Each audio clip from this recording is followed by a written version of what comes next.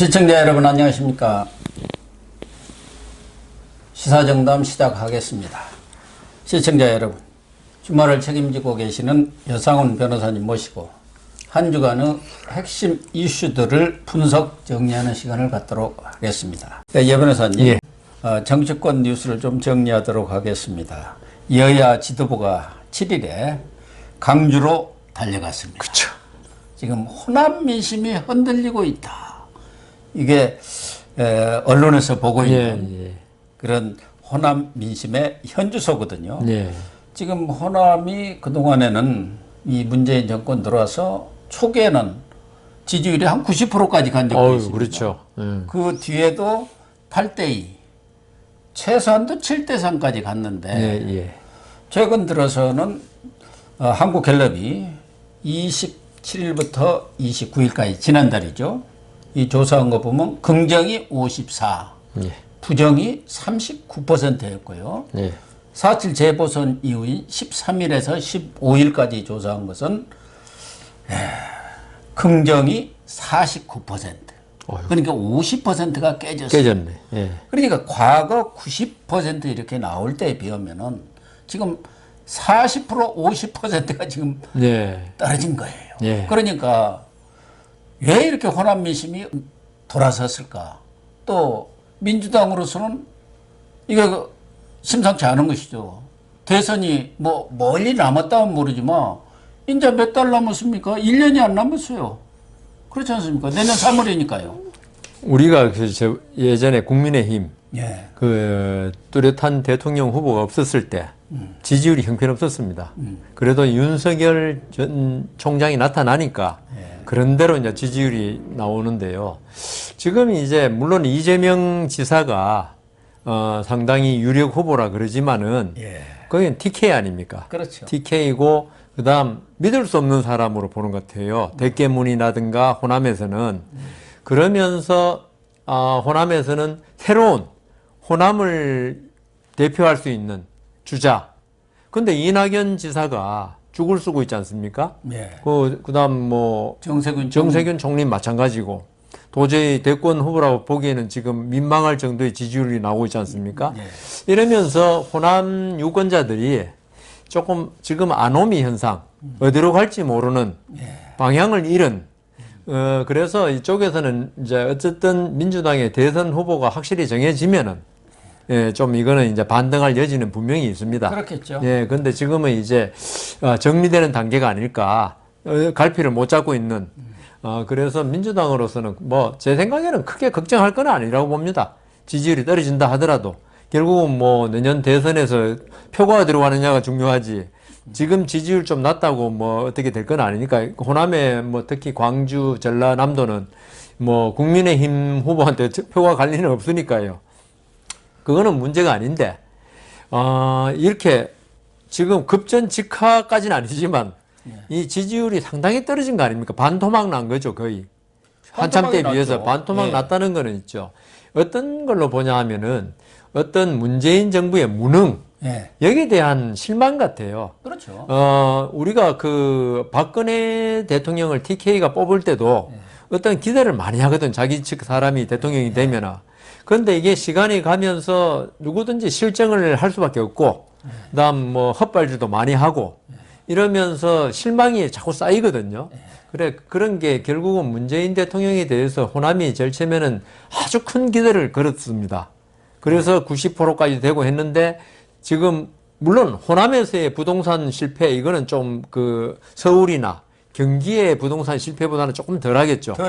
덜하지만 이게 그 서울에 있는 자녀들 이야기 들어보니까 그 호남 출신 서울 사람들이나 경기도민들은 전부 다 문재인 대통령이 찍었을 건데 그 때문에 지금 고통을 받고 있다. 이런 뭐 요새는 코로나 때문에 자주 보지는 못하지만 뭐 전화 안부 전화하고 이러면 상당히 불만을 토로할 것 같아요. 그래서 이 문재인 정권의 어떤 능력에 대한 실망이 지금 현재 반영되고 있는 게 아닐까. 그 다음 거기다가 아까 좀 전에 말씀드린 뚜렷한 대선 후보의 부재, 이재명을 제외한 그리고 이재명 지사에 대해서 사실이 있죠. 이거는 호남만이 아니라 영남 모든 전 지역을 통틀어서 이재명 지사의 어떤 말 이런 걸 한꺼풀만 딱 느껴보면요. 이렇게 열어보면은 상당히 좀 공허하다. 네. 문제가 있다는 걸 누구나 알거든요. 이게 이때까지 이게 문재인 학습 효과 같은데요. 네. 이게 막 재난지원금 퍼주고 할 때는 좋다 했는데 그럼에도 불구하고 코로나도 지금 계속적으로 방역이 안 돼가지고 자영업자들 힘들죠. 네. 그 다음 재난지원금 뭐 받긴 받았지만 뭐 이거 뭐 한 며칠이면 다 쓰지 않습니까? 네. 그거 다 쓰고 이게 결국은 지금 종부세 잘 아시겠지만 광주 전라남도로 종부세가 별로 해당이 없겠지만 서울에 있는 자녀들은 죽겠다 그럴 거고 그래 이런 국정의 총체적인 실패가 실망감으로 가지 않았을까 그런 생각이 듭니다. 그래서 송영길 지금 대표도 원래 민주당에서는 당 대표 되고 무슨 자리만 얻으면 봉화마을로 맨 먼저 쫓아가지 않습니까? 그렇죠. 봉화로 가서 네. 우선 노무현 전 대통령한테 PK표를 인사하고, 얻어야 되니까요. 거기 또 뭐 대왕 대비라고 하시는 분은 또 인사도 또 올리고 그래야 인증을 딱 받아야. 아, 그렇죠, 그렇죠. 그래야 이제 여권에서 행세를 한다는 거거든. 황태자로 등극하는 거예요. 예. 그런데 예. 송영길 대표는 봉화마을 가기 전에 광주로. 광주를 먼저 예. 갔어요. 물론 뭐 자기의 고향이 원래 고흥입니다. 예. 전남 그런 측면도 있지만 광주에서 봉화 다녀오면 좀 섭섭해하지 않겠느냐. 5.18도 또 있는 달이고 그렇죠. 그러기 때문에 네, 얼마 안 남았네. 먼저 달려갔는데 제가 볼 때는 호남이 워낙 정치적 그런 센스랄까 감각이 호남인들이 상당히 높죠. 높은 데다가 전략적 선택을 항상 한다 쭉 그러죠. 해왔습니다. 그런데 이 문재인 정부 들어서 인사 면에서는 호남 사람들을 많이 배려했어요. 예. 이렇게 전면에 내서도 예. 총리도 둘이나 시키고 그렇죠. 뭐 검찰총장도 이번에 김호수도 그렇죠. 또 이렇게 했습니다마는 그러나 호남 사람들이 실질적으로 도움이 되는 것은 경제적 투자가 이루어져요. 전북의 새만금이라든가 또 전남의 광주형 일자리 자동차 공장이라든가 뭐 이런 것이 되는데 그런 것은 거의 한 게 없어요. 그러니까 그쪽에 있는 사람들 입장으로 볼 때는 실질적으로 자기한테 돌아온 건 없어요. 우리 뭐 호남 사람이 높은 자리 있다고 해서 기분은 좋을지 모르겠고 기분만 좋죠. 자기 호남하고 관계없고 뭐 해준 게 없지 않냐 그런 측면이 아주 강하게 있는 것 같고 다른 지역이나 호남이나 아까 말씀하신 대로 이런 강성 친문들의 그런 독주 오만 당자한테도 내려놓은 버릇해도 거기다가 문재인 정권이 유능하면은 그렇죠. 또 그게 커버가 네. 되는데 완전 무능하지 않습니까? 맞습니다. 그러니까 호남 쪽에서도 돌아서고 현재에서는 그래도 아직까지 한 50%대를 지키고 있는 것 같은데 제가 느끼기에는 이제 출향민들이 이 수도권에 제일 많이 살지 않습니까? 그렇죠. 여기는 분위기가 완전히 달라졌습니다. 문재인 지지 제가 볼 때는 뭐 20, 30%가 될까? 그런 뭐 정도예요. 정권 말기오면 항상 또 그랬고 특히나 진보 정권이 그런 경제 문제로 항상 지지율 급전 직하를 겪더라고요. 그 이유가 아까 말씀드린 대로 공부를 안 했기 때문에 이 자기 이념을 실사구시라는 거는 배제시키고 오로지 이념 하나만으로 할 수 있다고 생각. 그거는 그 투표장에서는 가능도 하고 사실 현실적으로 노무현 문재인 대통령이 됐죠. 그 이념 문제 하나로 전력 투구해가지고 그러다가 이제 보수에 헛발질했는데 이제 이게 집권 4년 차 넘어가면은 실적을 내놔야 되잖아요.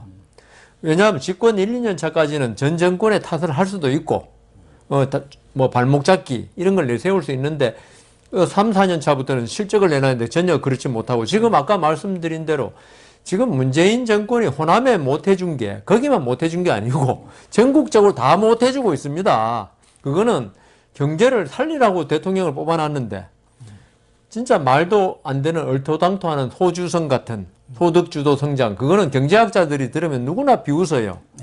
이걸 갖다가 오로지 사회주의적인 이념에 사로잡혀가지고 국민들의 호주머니를 갖다가 조금 돈을 넣어주면 그걸로 소비를 할 것이고 그 소비가 성장을 이끈다고 생각했거든요.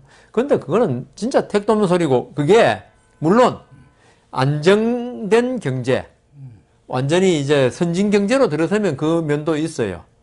그 미국이나 일본 이런 데는. 그렇지만 그 좀 아직 선진 단계로 발전하지 못한 데는 기업인을 살려줘 가지고 파이를 키우는 걸 먼저 우선시하고 그 키운 파이. 그러니까 조금 파이가 워낙 크면요. 피자가 워낙 크면은 한 조각도 먹어도 배부릅니다. 근데 요새 미니 피자라고 있더라고. 미니 피자 요만한 거. 그건 한 조각 먹어도 간에 기별도 안 가요. 미국 피자 한 조각은 요만해가 그러니까요. 하나만 먹어도 배부르다. 그런데 이 지금 문재인 정권은 예? 그냥 무조건 피자는 나눠서 같이 먹자는 건데 그 조각을 준 거야. 조금씩. 거기서 실패를 했거든요. 그래서 이 문재인 정권의 호남에 대한 어떤 경제적인 유인, 그거는 그 호남에 대한 것만 아니고 골고루 다 못 해줬으니까 호남이 특별히 화낼 필요는 없어요. 그리고 지금 호남에 해줬다는 게 지금 나주에 한전공대 지금 뭐 만들어준다는 건데요. 그게 무슨 도움 되겠어요? 한전공대 그거 제가 볼 때는 정권 바뀌면 그거 없어집니다. 그렇죠. 아니, 한전이 안 그래도 적자투성인데 그 공대 지금 지방에 지금 대학 정원 못 채우고 난린데 있는 것도 지금 합치고 없어요. 그러니까 없애자고 그러는데 그걸 갖다가 한전공대 선물이라고 줘놓고 그러니까 그 문재인 정부가 뭐 이념으로는 호남에 어떤 어필할 수 있는 면이 있을지 몰라도 경제적으로 그리고 사실은 있죠. 그 국민들이 제일 힘들어하는 거는 경제 문제입니다. 그렇습니다. 예, 우리 그런 말 클린턴 대통령이 조지 H.W. 부시 지금 옛날 그 후 부시 아버지 붙을 때 바보야. 문제는 경제야. 예, 국민들 중에 있죠. 뭐 고 교수님은 저같이 정치에 좀 관심이 있는 분들은 이념이 어떻게 하지만 대부분의 국민들은 내가 먹기 좋고 먹고 사는데 불편함 없고 자식들 학교 보내고 시집 장가 보내는데 집 한 채 이렇게 얻어가지고 보낼 수 있을 정도 그 정도면 만족해요. 그런데 이 정권은 그걸 다 뺏어버렸어요. 본인들은 잘한다고 했는데 결과는 서울의 전세값이 지금 뭐 엄청나더라고요. 보니까 옛날에 그 정도면 집을 살 수 있었는데 집 사기는커녕 전세금이 2년 전에 비해서 1억씩 올랐더라고요. 저희 아들이 있는 그 인천에도.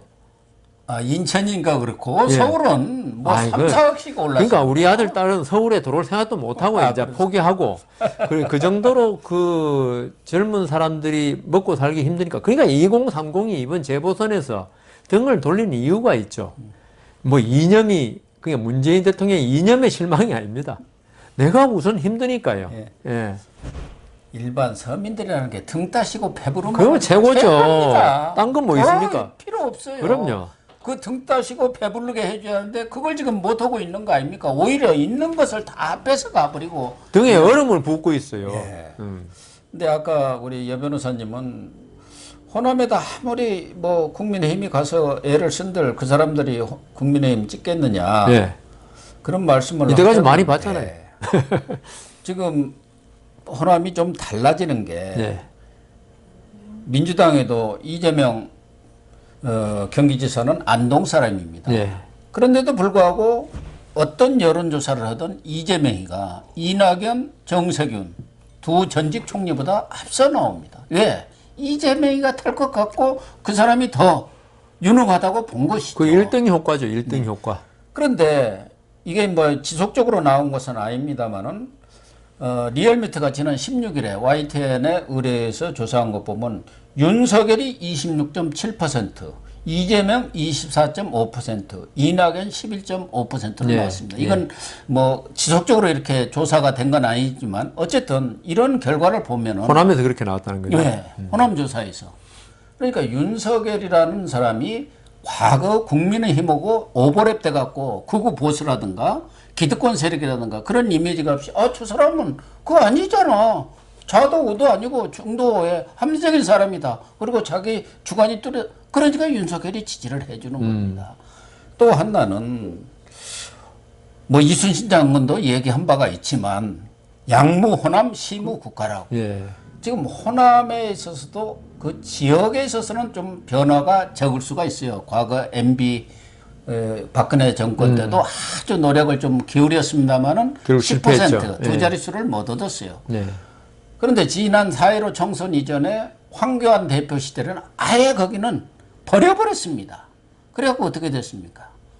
그 버린 효과가 이 수도권에서 엄청나게 미칩니다. 물론 꼭 그 호남 사람들이 반대해갖고 그런 엄청난 뭐 이렇게 대박을 저쪽에서 터뜨린 것은 아니지만 그런 효과들이 있거든요. 예.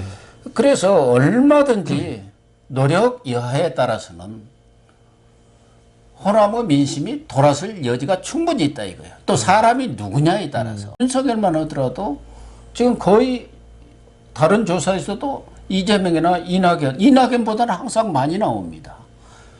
그래서 호남을 절대 버려서는 안 된다. 거기에 이제 김종인 전 비대위원장이 서진 정책을 쓴 거 아닙니까? 그렇죠. 가서 5.18 5.18 묘지에 묘지에 가서 무릎을 꿇고 또 재보선 이후에 단일화가 됐어요. 그때 또 광주 5.18 묘지를 찾아갔습니다. 왜 찾아갔겠어요? 뭐 광주 사람들, 그 사람들 보러 간 게 아니라 수도권 사람들한테 좀 찍어주세요. 호남 사람들을 겨냥해서 간 거 아닙니까?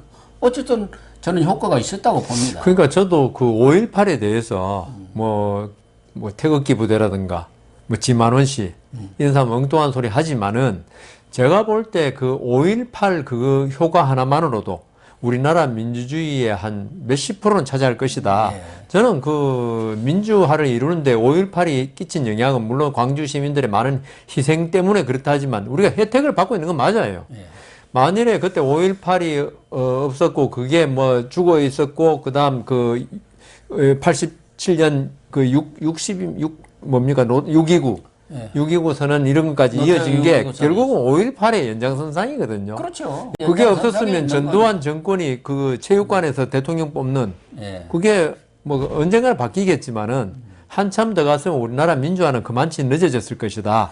그래서 김종인 비대위원장이라든가 그 5.18 묘역에 가서 그 당시에 희생한 분들이 뭐 20년, 30년 후까지 내다보고 그렇게 5.18 항쟁을 한 건 민주 항쟁을 한 건 아니지만은 어느 정도 역할은 우리가 혜택을 입었다.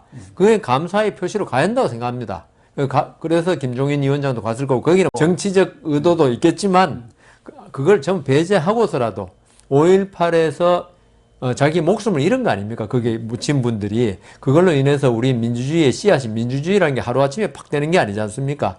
그건 이제 하나하나의 희생이 좀 쌓여가 그렇기 때문에 했고, 그 다음 기본적으로, 이 국민의힘이 어떤 프레임에 걸려가지고 어떤 태극기 부대하고 비슷하게 보도록 만든 것도 많아요. 토착 왜군이 뭐 이러면서 이 진보 쪽에서 거기에 벗어나기 위해서는, 뭐, 진정성이 있건 없건 간에, 우리가 광주를 포기하지 않았다. 호남을 포기하지 않는다는 모습을 보여줘야죠. 네. 지금 황교안 전 당대표라든가 이런 사람들 보면 있죠. 너무 안주했어요. 예. 여기만 얻으면은 그 서울에서 어느 정도 하고 하면, TK하고 PK는 우리 거니까, 뭐 한 140석 얻으면은 되지 않느냐.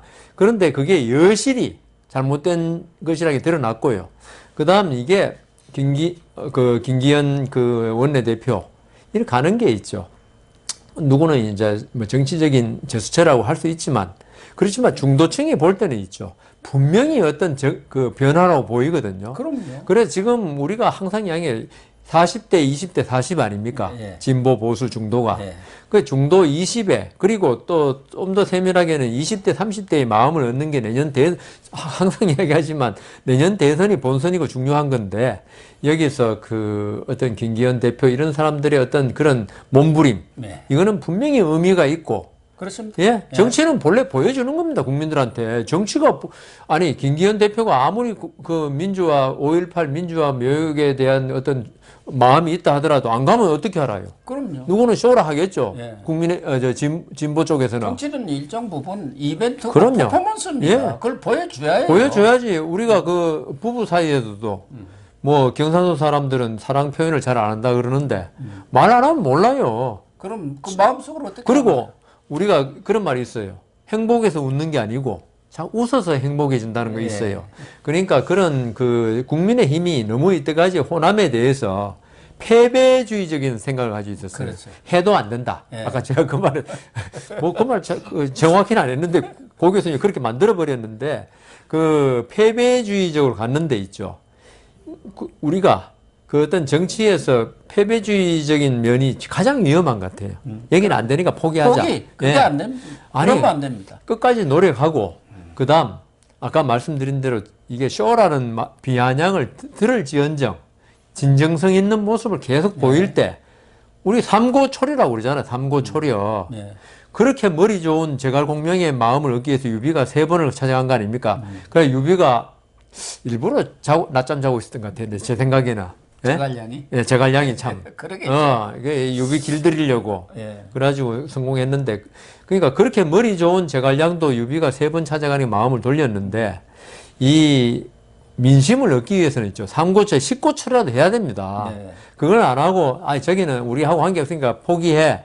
이거는 정말 아니거든요. 그 대신, 제 생각에 아까 쇼라 그랬지만, 보여주기라 그랬지만, 진정성은 있어야 됩니다. 네. 그런데 제가 말씀드린 대로 5.18에 관해서 어떤 그 극우, 예? 이 사람들이 그냥 이게 무슨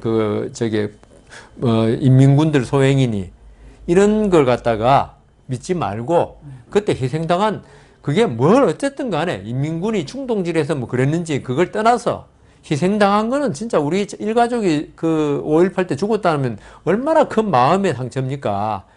특히 노모 이런 분들은 자기 자식들이 그 젊은 친구들이 가서 그 개헌군에 항거하다 죽었다 그러면은 그런 마음을 만져주지 못한 거예요. 이게. 예. 그러니까 이게 5.18에서 민주화냐 아니냐가 중요한 게 아니고 그 5.18 때 우리 진짜 꽃 같은 아들, 딸이 죽은 그 유족의 마음을 헤아려주지 못한 게 이 국민의힘 전신인 이 사람들의 마음이다. 그래서 진정성 있게 위로해라. 내 자식이 마치 그런 그 변을 당했을 때 그런 마음으로 그러면요. 그렇습니다. 호남 사람들도 돌아올 가능성도 있다. 얼마든지 문을 열 수가 그러니까 있죠. 진정성을 예. 보여주라는 거죠. 아까 제가 말씀드린 대로 지금 윤석열 총장에 대해서 뭐 이번 한 번 조사입니다만은 여러 차례 조사가 된 건 아니고 최근에 그렇게 조사를 한 거 보면은 네. 이재명 이낙연을 앞서고 있지 않습니까? 그렇죠. 물론 뭐 그분이 국민의힘은 아니고 지금은 뭐 아직은, 밖에는 네. 있습니다만 어쨌든 야권 후보인데도 불구하고 사람에 따라서 전혀 다른 선택을 할 수가 있기 근데 때문에 호남 분들도 지금 윤석열 총장이 국민의힘은 아니지만 유사 국민의힘으로 보고 그렇죠. 있으면서도 20 몇 프로를 준 거 보면요. 예. 이거는 국민의힘이 그동안 그래도 김종인 위원장 때부터 노력해온 게 조금씩 싹을 틔우기 시작했다. 옳은 말씀입니다. 뭐 김종인 위원장 얘기가 나왔으니까 기왕에 김종인 위원장이 지금 밖에 나가서도 여전히 집으로 간다고는 했습니다마는 안 가고 종로 있어요. 사무실에 진을 집에는 안 치면서 가고. 언론 인터뷰도 매우 활발히 하고 또 정치권 쪽 사람들하고도 접촉이 뭐 빈번한 것 같습니다. 아직 윤석열에 대해서는 내가 왜 그 사람 기다리나 이것도 이제 밀당입니다. 아니 어떻게 근데 보면은. 그 양반 특유의 제갈량 화법이에요. 비슷한 예, 특유의 화법이더라고요. 김웅 의원이 초선입니다. 이분이 당 대표 이번에 출마를 하겠다고. 생각을 굳히고 있기 때문에 아마 김종인 전 비대위원장한테 가서 한수 훈수를 할까? 예. 과외라는 거 있지 않습니까? 예, 예. 그걸 받으러 간 것 같고 김웅 의원은 또 순천 사람입니다. 그렇구나. 물론 이제 지역구는 서울 송파입니다만은 가서 이렇게 하니까 김웅 의원한테 상당히 그 격려를 많이 하면서 힘을 북 돋아 줬네요. 그거는 초선 네, 저는 힘을 갖고 해라. 세게 붙어라. 김웅원하고 일면식도 없습니다만은 예. 저는 오로지 내년 대선을 어떻게 치를 것이냐 그것만 관심이 있거든요.